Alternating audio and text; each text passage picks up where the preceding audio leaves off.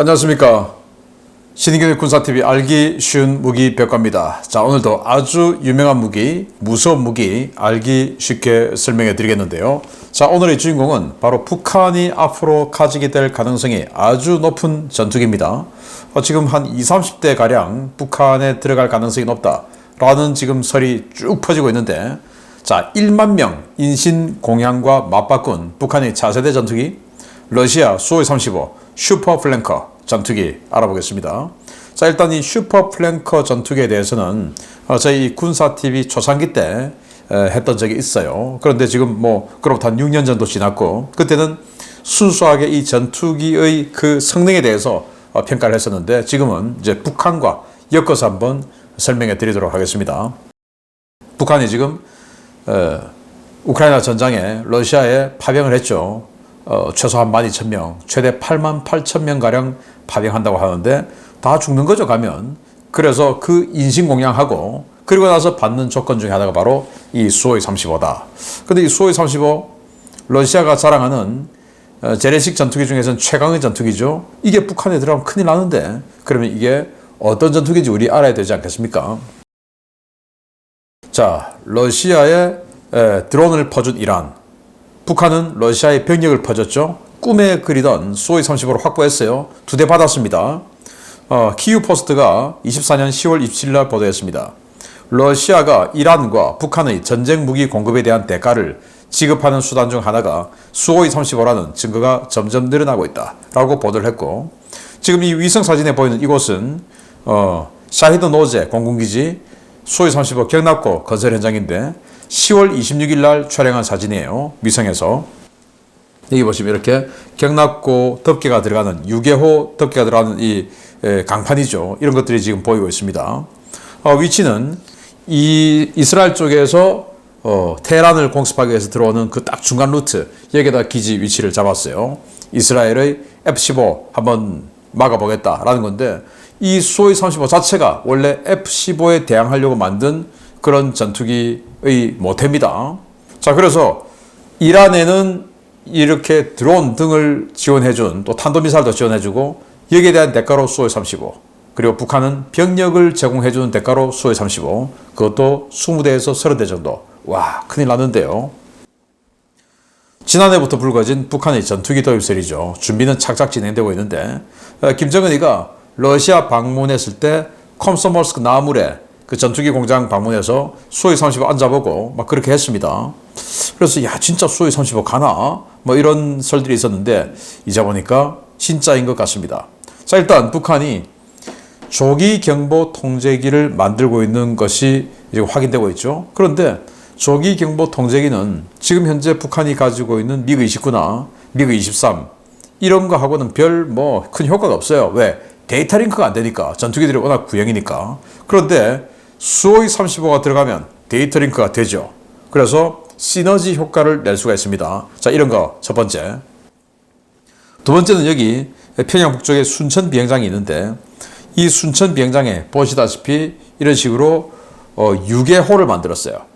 그동안은 주기 그냥 노천으로 했습니다. 그런데 이제 서방식으로 유개호를 만들었는데, 지금 이렇게 미그 29를 넣었지만 앞으로는 여기에 수호이 35가 들어갈 것이다 라는 거고, 이 순천 비행장 활주로를 확장 공사를 해서 300m로 길이를 늘렸어요. 그래서 2,500m이던 활주로 길이를 2,800m로 늘려서 대형 기체도 이착륙이 가능할 수 있도록 만들었어요.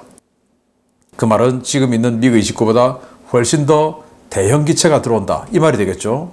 그래서 이 수호이 35 같은 대형 전투기가 들어갈 거다라는 설을 뒷받침하는 겁니다. 여기에 키우 포스트도 거의 확실하다라고 보도를 했고요. 자, 그러면 이 도대체 슈퍼 플랭커 수호이 35가 뭐냐? 일단 1970년대와 80년대로 거슬러 올라갑니다. 중동전을 했죠. 중동전에서 시리아의 미그 23, 미그 25 이런 전투기들이 이스라엘의 F-15에 완전히 처절하게 발렸습니다. 형편없이 깨졌죠. 1976년부터 배치가 된 F-15, 그걸 미국이 곧 이스라엘 줬고, 이스라엘은 그걸 가지고 중동전을 치렀는데, 시리아의 미그 23, 미그 25 완전히 그냥 박살을 내버렸습니다. 그러니까 소련이 이거 큰일 났다. 자, 이렇게 해서 저 F-15를 이길 수 있는, 대항할 수 있는 전투기를 만들자. 그래서 이렇게 82년도에 소련 국방부님이 수호이 설계국님을 채팅방에 초대하셨습니다. 자, 일단 급하니까 수호이 27 양산은 하는데 너희가 잘 만들어서 사주는 건 아닌 거 알지? 지금 당장 개량형 준비해라. 엔진, 레이더, 전자장비 다 바꿔. 자, 이렇게 소련 국방부가 수호이 설계국에게 지시합니다. 수호이 27을 만들었어요. 그런데 수호이 27은 성능이 형편없어요. 이제 F-15에게 안 될 것 같아요. 그래도 일단 급하니까 전력화는 시키는데 진짜로 F-15에 이길 수 있는 전투기를 빨리 만들어. 개량하라 그 말이죠. 그래서 수호이가 그렇지 않아도 콤소몰스크 나무의 공장에서 T-10M 시제기 만들고 있습니다. 이거 다 갈아엎으려니까 돈이 좀 많이 드는데 먼저 예산부터 좀 주시면, 이렇게 하던 중에 소련이 망해버렸습니다. 자, 그래서 시간이 한참 흘렀어요. 소련 국방부님이 망하고 러시아 국방부님이 채팅방에 들어오셨어요. 저 예전에 소련이 있을 때 지시하신 그 개량형 전투기 다 만들었거든요. 수호27M 명칭으로 시제기도 만들었는데 돈을 안 주셨어요. 어떻게 좀 안 될까요? 그런데 이 90년대 중후반에 러시아는 모라토리엄 선언하고 나라 완전 박살났던 때 아니겠습니까? 야, 지금 다 망해서 있는 무기도 팔고 있는 판국에 무슨 돈을 달래? 알아서 해. 이렇게 됐어요. 그래서 수호이가 그럼 지금 만들어 놓은 이 시제기 수출용으로 돌립니다. 아, 그리고 수호이 27M은 구식 냄새 나니까 이참에 이름도 수호이 35로 바꿀게요. 오케이? 그래서 러시아 국방부가 알았어. 개발도 네가, 판촉도 네가 하고 계약도 네가 하는데 그래도 수수료하고 세금은 내는 거 알지? 자, 이렇게 됐어요. 그래서 수호이가 독자적으로 생존하기 위해서 이제 팔아야 되는 겁니다. 그전에는 당에서 그냥 돈을 줬는데 이제는 판매를 하지 않으면 살 수가 없는 자본주의가 되어버린 겁니다. 그래서 열심히 팔아요. 그 첫 번째로 우리 한국에 왔어요. 1996년도 서울 에어쇼에 이 시제기 만든 거에다가 711번이라는 이 기체 번호를 새기고, 와, 이거 711번 이거 정말 유명한 기체입니다. 대한민국의 저 정도 되는 세대의 밀덕들, 밀리터리 매니아들 중에서 이 711번 이 기체에 환상을 안 가졌던 사람은 한 명도 없을 거예요. 너무 멋있어요. 예, 정말 뭐 생긴 것도 멋있고, 그리고 서울 에어쇼에 와서 코브라 기동을 했어요. 네, 이때는 수호이 37이라는 이름으로 왔어요. 당시 우리 한국이 IF 터지기 직전에 FX 사업 한다고 F-15, 수호이 27, 뭐 유로파이터, 라팔 뭐 이런 것들 이제 정하는 그 사업이었죠. 그러다가 IMF 터져서 스탑해버렸는데, 그리고 이제 IMF 졸업하고 2000년도에 다시 사업을 했죠.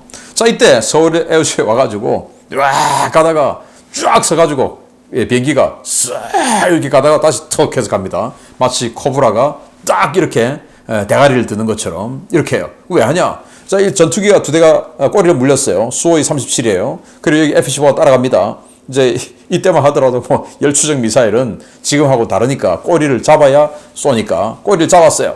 자, 그런데 쏘기 직전에 엄청 빠른 속도로 지금 뭐 하고 있겠죠.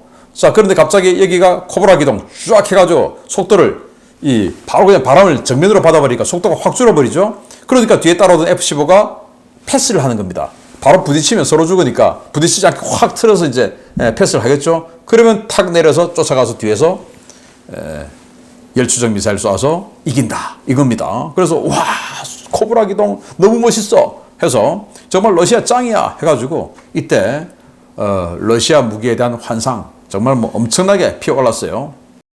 그리고 또 이때 뭐 좀 있다가 불곰 사업해서 야, 러시아제 무기 우리 16억 달러어치 가지고 온다 해서 뭐 러시아제 무기 T-82 전차 뭐 이 수호이 37 뭐 등등 해서 야, 이거 사자 저거 사자 하는 행복 회로를 돌렸던 시기가 바로 저희들이 젊을 때 이 밀리터리 매니아 인터넷도 제대로 없을 때 그때였습니다. 정말 뭐 이 그냥 군사 잡지만 보고 와, 너무 멋있어 너무 멋있어 하던 그 시기에 한국을 그냥 막 강타하고 지나갔지만 한국 국방부는 본체도 안 했습니다.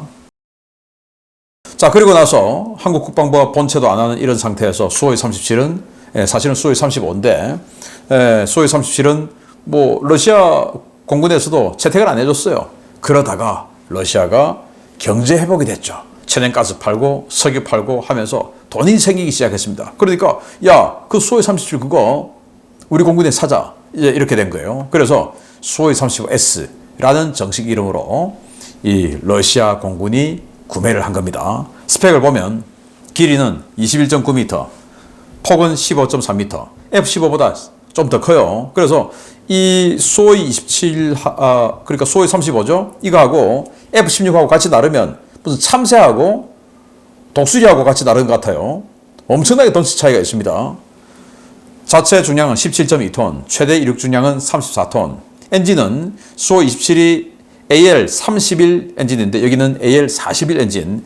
한 개당 142kN의 파워고 요거 두 개가 들어가죠. 속도는 마하 2.25, 작전 반경은 믿거나 말거나 1600km. 일단 얘들은 지르고 봅니다. 근데 이 1996년 이때는 우리 다 믿었어요. 왜? 우리가 거짓말 안 하니까 쟤들도 거짓말 안 할 거야 라는 생각을 했죠. 네. 무슨 여기는 그 작전 반경이 1600km인데 외부 연료 탱크도 안 달아요. 이 F-16, F-15 같은 경우 외부 연료 탱크 주렁주렁 달고 1200km라고 하는데 여기는 외부 연료 탱크 하나도 없이 내부 연료만으로도 1600km 이렇게 주장하는데 그걸 다 믿었으니까 우리가 얼마나 순진합니까? 자, 엔진은 이 높은 추력 대비 중량비 그리고 초음속 순항 능력이 있다라고 주장합니다. 그리고 수호 27에 비해서 가장 바뀐 부분이 바로 레이더입니다. 어비스 E 레이더. 수동 전자 주사식 패사 레이더인데 고출력의 X밴드 레이더예요. 탐지 거리는 믿거나 말거나 400km. 이때는 다 믿었어요. 와, 400km. 조기 경보기보다 더 멀리 보잖아. 자, 이렇게 해가지고 조기 경보기 능력도 있다. 이런 식으로 그냥 군사 잡지에 쓰고 해가지고 우리 다 믿었죠. 동시 추적은 30개, 동시 공격은 8개. 그리고 워낙 레이더가 뛰어나다 보니까 스텔스기도 탐지한다. 라고 주장을 하는데 믿거나 말거나죠. 저는 그럴 가능성이 전혀 없다. 라고 생각되었는데 아무튼 이렇게 홍보를 해서 우리는 홀딱 다 믿어버리고 말았습니다. 그래서 러시아 무기 최고야. 러시아 무기 환상적이야 해서 러시아 무기에 대한 오다쿠들이 생겼죠. 그래서 그걸 러시아 오다쿠, 러덕 이라고 합니다. 요즘 러덕들이 이제 점점 정신을 차리고 있습니다. 자, 여기에 들어가는 최대 강점은 뭐냐? 공중전 잘한다. 제공, F-15 일단 이겨야 되니까. 그래서 여기에 들어간 미사일 중에서 이거 짱이죠. R-77 에더 공대공 미사일인데 이 R-77 중에서도 RVV SD 이 버전인데요. 최대 사거리는 193km. 엄청나죠. 여객고도는 25km. 비행속도는 믿거나 말거나 마하 5. 검증된 바는 없어요. 저는 거짓말에 가깝다고 생각합니다. 능동 레이더 유도 방식. 그러니까 이게 미국으로 치면 암람 공대공 미사일하고 대척점이 있어요. 그래서 요거의 초창기 버전을 우리 밀덕들은 암람스키라고 불렀습니다.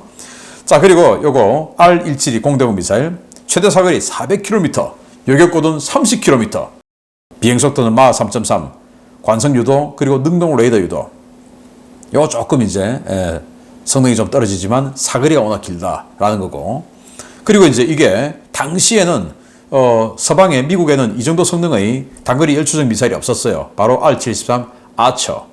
180도로 날아가니까 이때 미국의 사이드와이드는 그냥 전방 몇 도만 이렇게 쏘는데 이건 180도 뒤로도 날아가고 이러니까 이건 무지막지한 열추적 미사일이었어요. 지금은 사이드와이드 9X에 상대가 안 되겠죠.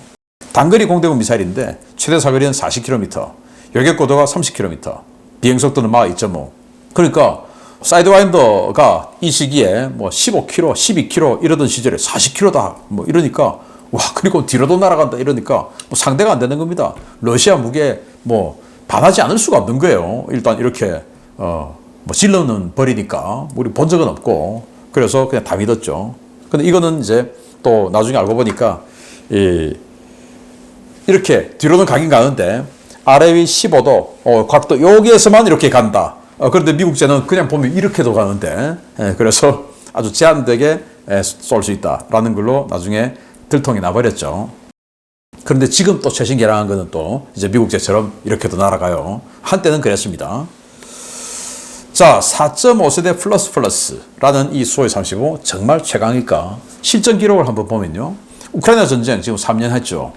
여기에서 수호이 35 당연히 실전 투입합니다. 그런데 조기 경보 통제기 이 A-50의 지원까지 받아요.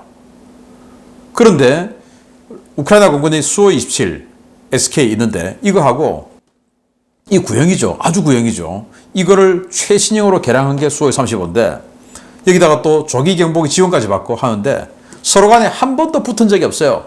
그 말은 서로 피한다 이겁니다. 왜 피합니까? 겁나니까 피하죠. 아니 이 정도로 좋으면 왜 겁납니까? 조기 경보기까지 지원을 받는데. 그리고는 이 전선 지역에 한 번도 들어가지 않고 그냥 러시아 영역에서 멀리서 활공 유도 폭탄만 떨어뜨리고 있습니다. 이 정도로 좋으면 그냥 바로 그냥 내려 꽂아도 될 텐데. 그래서 많은 사람들이 이 수호의 35가 정말로 센 거는 맞냐? 아닐 것 같다 라는 것에 무게가 실리고 있어요. 자, 그러면 북한이 수호의 35를 정말로 20, 30대 받으면 정상적으로 운영을 할 수 있을까? 이란은 이 수호의 35를 운영하기 위해서 야크 130 훈련기를 먼저 12대를 샀습니다. 최신형 훈련기죠. 우리 한국의 T-50처럼. 그런데 북한은 이 짓을 하고 있죠. 네. 뭐 그냥 이렇게 하고 있는 겁니다. 이렇게.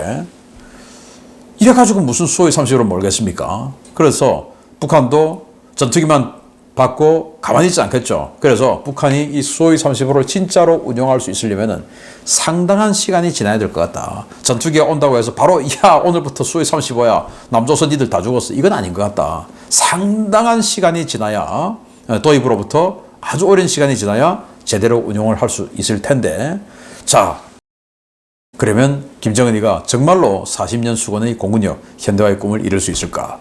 저는 못 이뤘으면 좋겠는데 일단 대세는 이룰 수 있는 것으로 가고 있습니다. 자 그러면 이 수호의 35 지금까지 성능을 설명해 드렸는데 이 재원상의 성능만 놓고 보면 지금 우리 한국의 F-15K하고 붙으면 어떻게 되냐?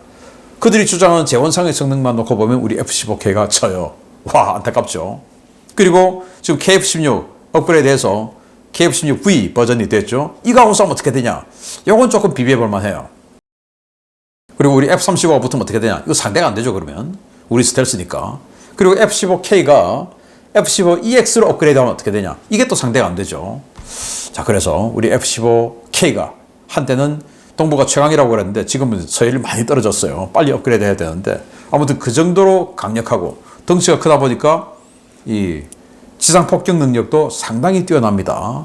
자 이런 것들이 북한에 가게 되는 이런 우크라이나 전쟁이 계기가 될 것 같은데 좀 걱정스럽다라는 거고 이에 대해서 우리도 우리 한국 공군 F-15K 빨리 업그레이드 하자라는 말씀을 드리면서 이 수호의 35S 슈퍼플랭크 북한 슈퍼플랭크 알아봤습니다.